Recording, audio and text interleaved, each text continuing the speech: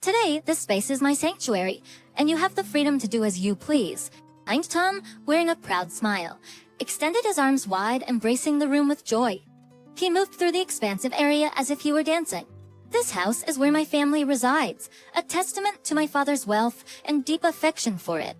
The house, a manifestation of his passion, holds a staggering value of $200 million. My father constructed this residence with love, leaving it to me before his recent passing. Now, my husband asserts that this house, inherited from my father, is also his. Despite my insistence that it belongs to me, he merely smirks with unwavering confidence. I assure you, I am not fabricating this claim. I possess concrete evidence. The proof my husband presented bears my name. I, Emily, 38 years old, employed in the online banking sector. I chose this profession because my parents, experts in financial management, instilled in me the significance of money. Despite our affluent status, my parents emphasized frugality. They ingrained in me the importance of handling money responsibly, a lesson that echoes in my mind to this day. Even with substantial assets, my parents did not indulge my every whim. I receive a modest allowance compared to my friends, and dining at upscale restaurants was a rarity in our household. I attended a local public school, not one of those exclusive private institutions. As word spread about my family's substantial wealth and our grand residence, acquaintances and even classmates couldn't help but express their curiosity. Emily, your house is enormous, right? Are you rich? It must be amazing to have everything you desire. You surely have the latest games, don't you? Can we come over to play sometime? These inquiries became a regular occurrence. Contrary to popular belief, I didn't have everything I wished for, and expensive toys or the latest game console weren't part of my possessions. Despite the reality, rumors circulated and I found myself uneasy with the misconceptions. Emily, your family is wealthy, right? Can you lend me some money? I accidentally broke Karen's game console and I need to pay for it. I don't have the money right now. These requests often put me in awkward situations. Enter Catherine, my new classmate in the 5th grade.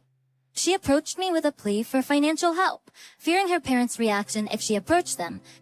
Although I was concerned about potential awkwardness. In school the next day, my parents didn't allow me to lend money. I'm sorry. Entering. I don't have money right now, I replied. She left with tears in her eyes. As I navigated the fallout from rejecting Catherine's request, I faced judgment from others. You refused Catherine's request, didn't you? You're rich, so why won't you help your friend? Catherine needs money now.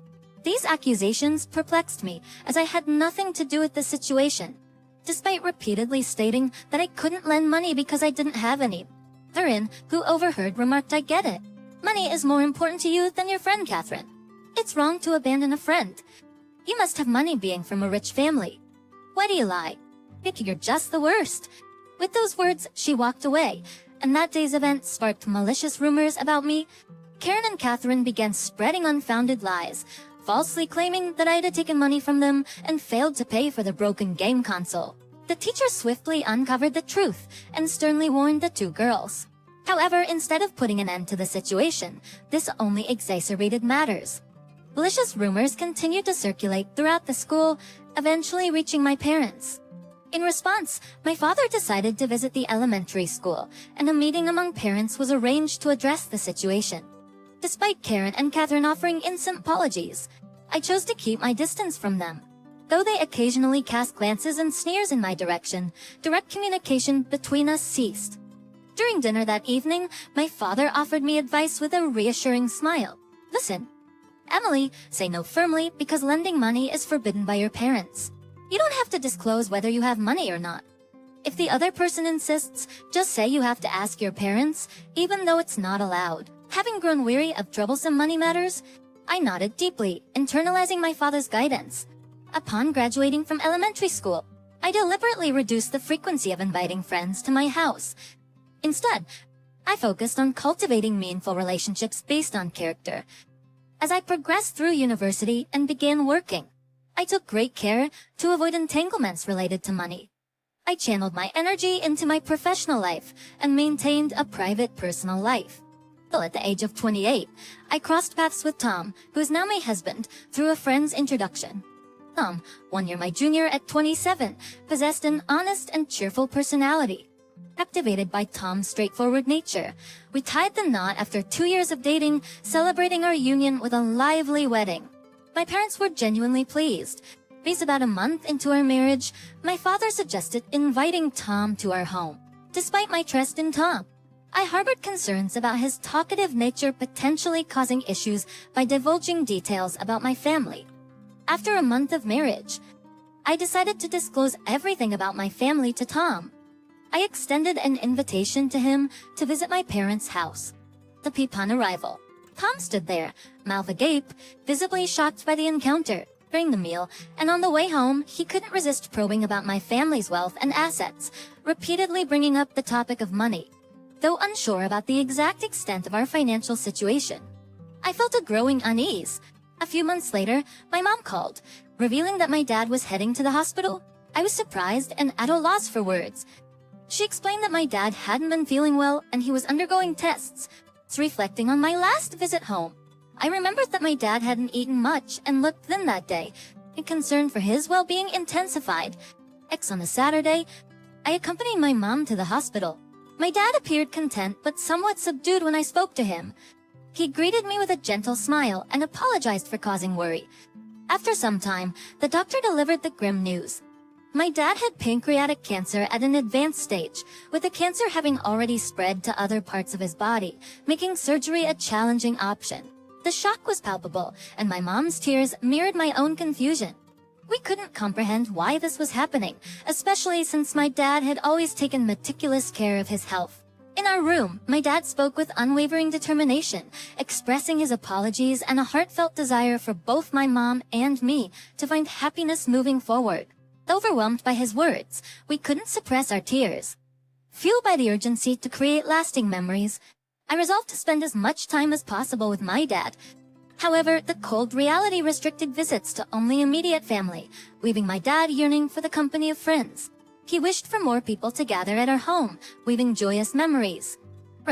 Even in the face of his impending departure, my dad encouraged me to continue cherishing our home. Distraction by a desire to fulfill his wish, I conceived the idea to renovate our house.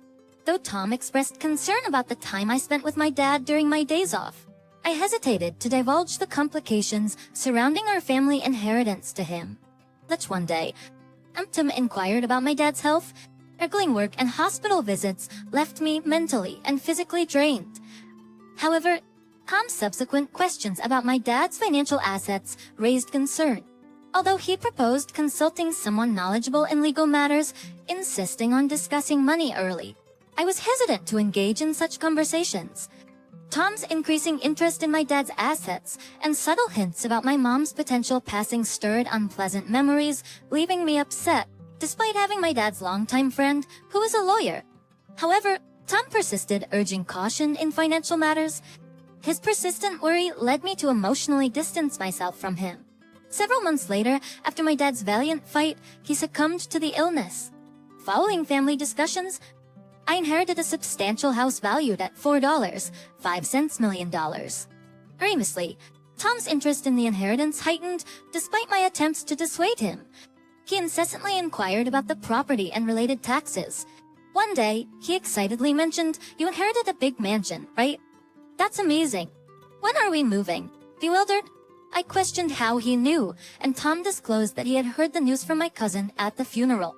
Troubled by my cousin's careless words, I conveyed to Tom that the inheritance was not communal property. Despite my explanations, he failed to grasp the concept. Subsequently, Tom's attitude shifted, and he began showing hostility towards me. Despite attending my father's funeral, he offered no assistance with subsequent tasks, leaving the burden on the family during a challenging time of inheritance procedures and memorial services. As the dust settled, Tom revealed a startling development. He claimed to have changed the ownership of my family home to his name, providing legal documents as proof. This revelation left me stunned and deeply distressed. The shock of Tom changing the ownership of my family home hit me hard, leaving me bewildered and hurt. Tom explained that he was tired of being with me and proposed living as housemates, where I wouldn't receive much financial compensation. He threatened divorce if I refused. Emotionally charged, I implored him not to make such abrupt decisions and alter ownership unilaterally. Tom claimed to have sought the assistance of a legal expert to facilitate the change. Ultimately, we decided to proceed with the divorce, and I packed my belongings. Leaving the house, it appeared that Tom had succumbed to the allure of money. The next day, Tom called, demanding the keys to my parents' house, asserting that it was now his property. I asserted that it was a family home inherited from my father, not his.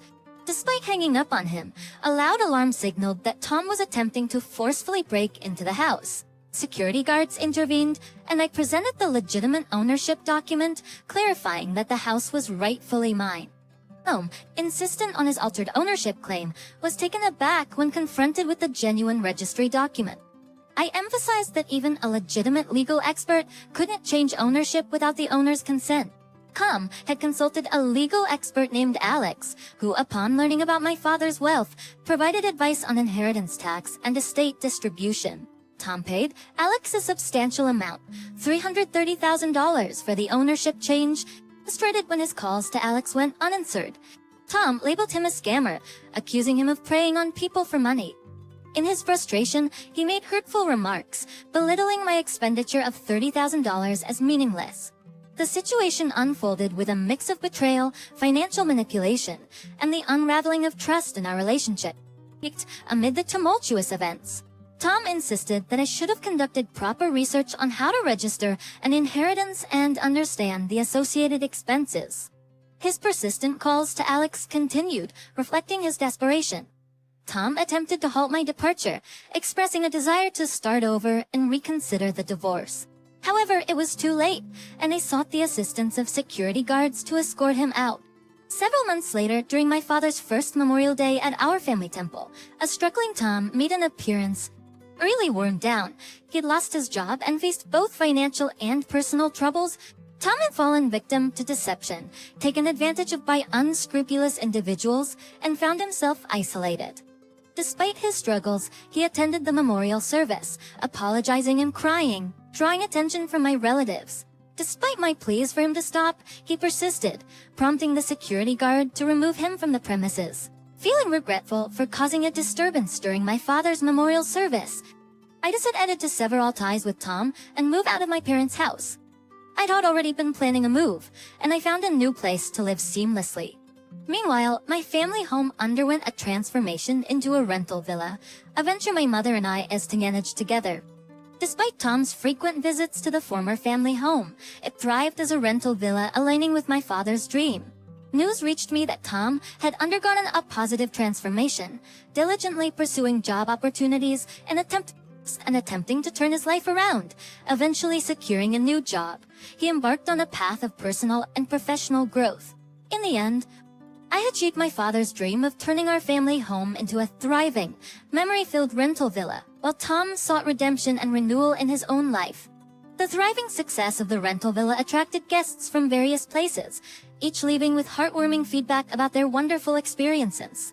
The villa's picturesque location and expansive garden made it a sought-after destination for vacations, weddings, and family reunions. Operating the rental villa alongside my mother deepened our bond as we shared responsibilities from welcoming guests to maintaining the gardens. It felt like we were fulfilling my father's dream of transforming our family home into a place where people could create cherished memories. As time passed, the success of the villa allowed us to make improvements and offer more amenities for our guests. We added a swimming pool, a cozy outdoor seating area, and even a small playground for children. Our hard work and dedication paid off, and the villa's reputation continued to grow, becoming a sought-after destination for travelers seeking a relaxing and memorable stay. While tending to the garden one day, a sense of contentment washed over me. I couldn't help but smile, knowing that my father would be proud of what we had accomplished with his dream. Our family home had transformed into a place where people could come together, celebrate special moments, and make lasting memories.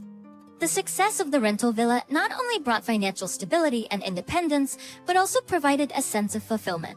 Through this journey, I've proven to myself that I could stand on my own away from the shadows of the past. Despite the harsh lessons about trust and money, I had discovered the importance of resilience and determination in shaping my own future. As for Tom, I learned that he successfully turned his life around, finding a fulfilling job and gaining valuable lessons from his past mistakes. It was a relief to know that he was on a better path and both of us had found our separate journeys toward personal growth and happiness. In the end, my father's dream had not only provided a brighter future for me and my mother, but it also created a place where countless others could find joy and create their own cherished memories. The rental villa became a living legacy, a constant reminder of the importance of resilience, determination, and the power of realizing one's dreams.